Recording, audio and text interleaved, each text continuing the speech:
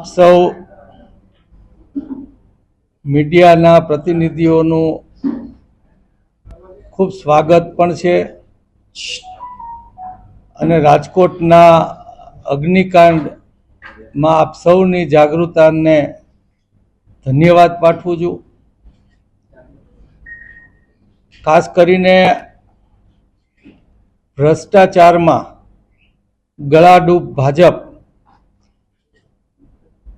Corporation પંચાયતથી લઈ અને દિલ્હી સુધી ટ્રિપલ એન્જિનની સરકારના કારણે ગુજરાતમાં અનેક કાંડો બને છે। એ પછી સુરતનો હોય, બરોડાનો હોય, રાજકોટનો હોય, મોરબીનો હોય, પાલનપુરનો હોય, જેમાં લોકોનું જીવન ખતમ થઈ જાય એવી નેગ્લિજન્સીને પણ આ ભ્રષ્ટાચાર ભૂખી સરકાર, આ ભ્રષ્ટ ભાજપ એની હદ વળોટે છે અને એને ઉજાગર કરવા માટે અમે સતત પ્રયત્નશીલ છીએ। અને છતાં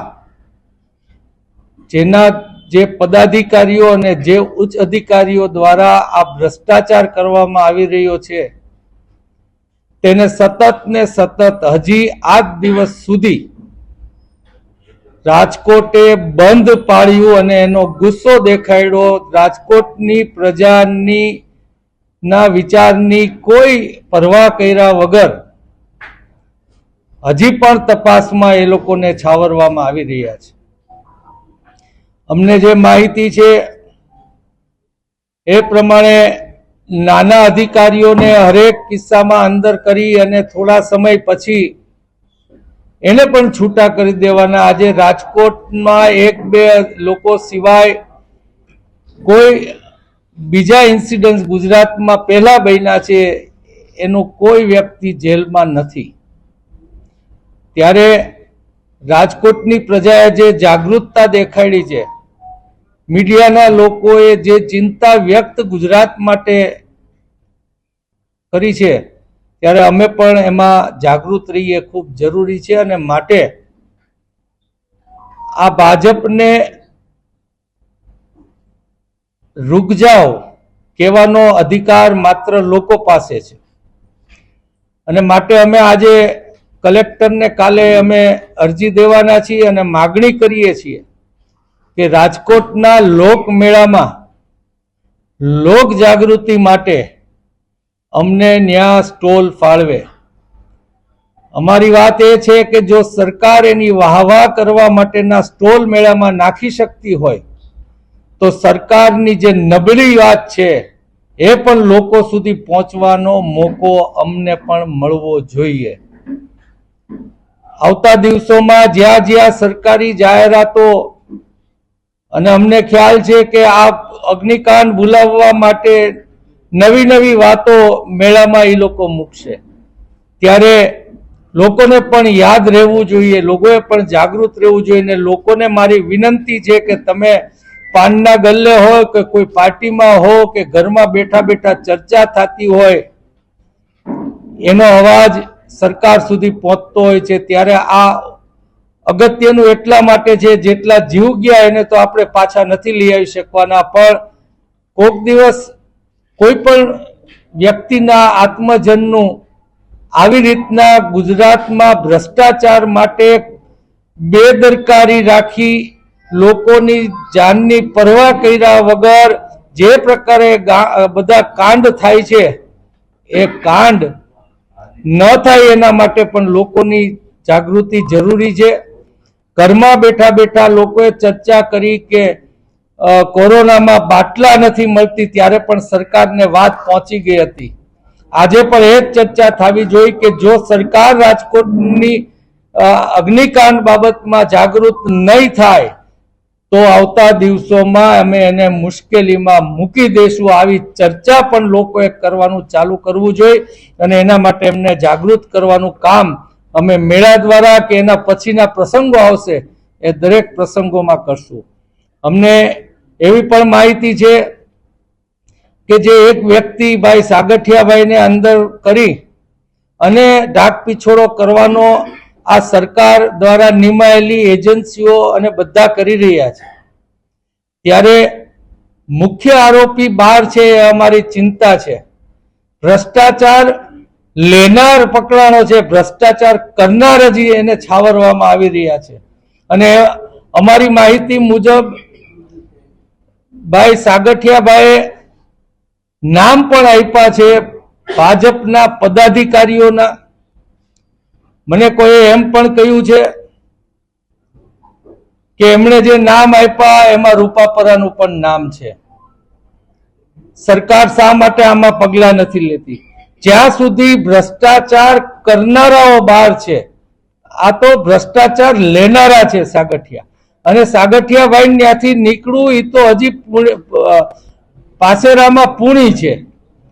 એટલો ભ્રષ્ટાચાર એ પછી રોડ રસ્તાનો હોય કે બાંધકામનો હોય કે હરેક જગ્યાએથી ભાજપ કરી રહી છે. અને વધારે ચિંતાનો વિષય એ છે કે હવે લોકોની જીવનની પણ કિંમત કર્યા વગર જાતી હોય તો જાય, પણ એનો ભ્રષ્ટાચાર થવો જોઈએ એ હદ સુધી આ લોકો પહોંચ્યા છે. માટે અમારે આ જાગૃતિઓના કાર્યક્રમ દેવા પડે છે.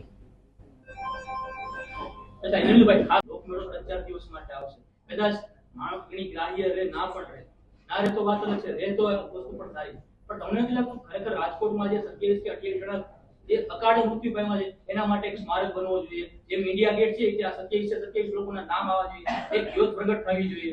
જે રાજકોટ માટે કાયમી સંભાળવું રહે, આ સંભાળવું રાખવા કરતા આવું સંભાળવું બીજું ન બને, મારી દ્રષ્ટિએ એ ખૂબ અગત્યનું છે.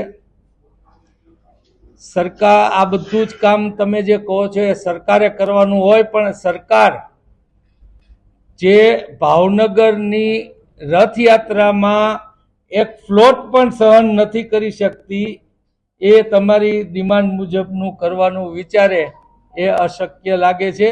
આ નિંભર અને નિષ્ઠુર સરકાર છે. આ માટે તમને સ્ટોલ ન આપે તંત્ર તો પછીની શું કાર્યવાહી? અમે પત્રિકાઓ દ્વારા કોંગ્રેસના હરેક કાર્યકરે મહેનત કરી અને લોકજાગૃતિનું કામ કર્યું છે. લોકોને અમે જણાવવા માંગીએ છીએ કે તમે ઝડપથી ભૂલી જાઓ એવો પ્રયત્ન કલેક્ટર પણ કરી રહ્યા છે. એ દુઃખદ છે. કમસે કમ એ લોકોને ખ્યાલ આવશે અને અમારો સંપૂર્ણ પ્રયત્ન એ કરવાનો અમે કરશું. અને બીજા પણ રસ્તાઓ છે જ્યાંથી અમે લોકોને જાગૃત રાખી શકીશું, પણ અમે એક પણ જગ્યાએથી લોકોને જાગૃત કરવાનું ચૂકવા માંગતા નથી. આપ પોતે રૂબરૂ પીડિત પરિવારોને મળ્યા છો, કારણ કે હવે એ લોકો અસમંજસમાં છે. સરકારનો સાથ આપો કે વિપક્ષનો સાથ આપો, કારણ કે સરકાર ગાંધીનગર સુધી બોલાવે છે. સરકાર એમને ગાંધીનગર સુધી બોલાવી અને એમને સહાય કરતી હોય તો અમારી માગણી જ છે કે એને પૂર્ણ સહાય મળવી જોઈએ. અને બીજી માગણી અમારી એ છે કે આવું ફરીવાર ન બને, ભ્રષ્ટાચાર માટે જે બની રહ્યું છે એવું ન બને, એના માટે તમારા પદાધિકારીઓ અને તમારા ઉચ્ચ અધિકારીઓને પણ આમાં સામેલ કરો. એટલે ગુજરાતમાં એક દાખલો બેસે કે ભાઈ આવું કરશું તો આપણે જેલના સળિયા ગણવાના થશે, ભ્રષ્ટાચાર ઉપર રોક લાગે. પરંતુ ખુદ મોદીજી હોય કે એની કોઈ પણ સરકાર હોય એ આવું નથી ઈચ્છતી અને ભ્રષ્ટાચારમાં માનવ જિંદગીની પણ કિંમત કર્યા વગર ડૂબેલી રહે છે. એ ચિંતાજનક બાબત છે. કોંગ્રેસ દ્વારા ફ્લોટ્સ તૈયાર કરવામાં આવશે રાજકોટમાં? અમે હરેક તબક્કે જાગૃતિના કાર્યક્રમો દેવા માંગીએ છીએ. એટલે જે સમય ઉચિત સમયે જે થતા હશે ત્યાં બધે અમે કાર્યક્રમો આપશું.